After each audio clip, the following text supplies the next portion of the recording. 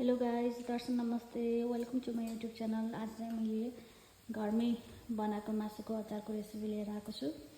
यसमा चाहिँ मैले मासुलाई सानो सानो पिस गरेर काटेर राखेर र यसमा स्वादअनुसार नुन मोलेर चाहिँ केही समयको लागि छोपेर राखिदिएको थिएँ। मोलेर राखेको केही समयपछि चाहिँ मासुको चारैतिर चाहिँ के हुन्छ त नुन फैलिन्छ। त्यसपछि चाहिँ मैले तातो तेलमा मासुलाई थोरै थोरै गरेर पकाउँदैछु।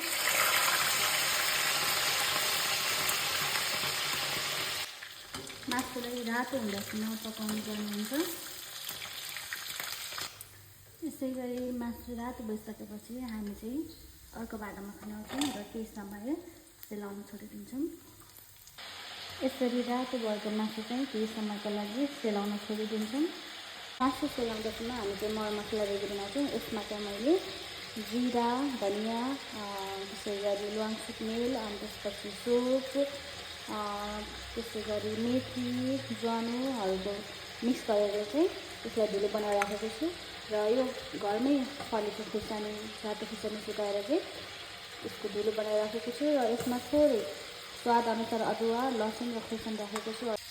मासु नै पकाएको तेलमा चाहिँ मैले लसुन, अदुवा र खुर्सानी फुलाएँ र त्यसमै अघि पकाएर राखेको रातो मासु पनि राखेँ।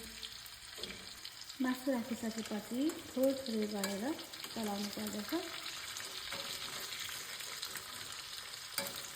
थोरै भिनेगर पनि राखेँ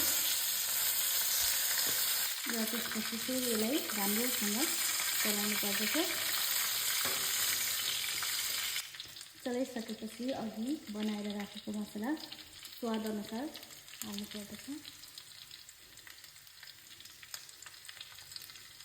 थोरै हाल्दै चलाउँदै गर्नुपर्छ ताकि मसला सबैतिर फिजिएर लागोस्।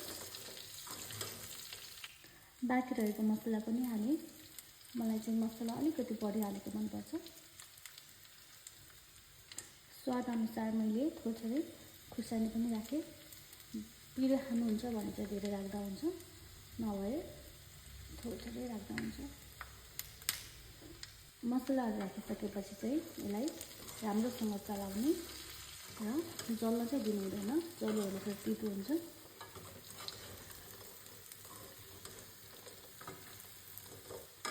मैले चाहिँ थोरै तेल मात्रै हालेको। धेरै तेल भयो भने ओइली हुन्छ, खासै स्वादिलो पनि हुँदैन। यसरी बनायो भने सुक्खा पनि हुन्छ र मसला पनि चारैतिर फिजिएर मिठो हुन्छ। अब चाहिँ मासुको अचार खान योग्य भइसकेको छ। यस समय सेलाउन छोडिदिने र यो सेलाइसके भने चाहिँ बट्टामा राख्दा हुन्छ र लामो समयसम्म प्याकिङ गरेर खान मिल्छ।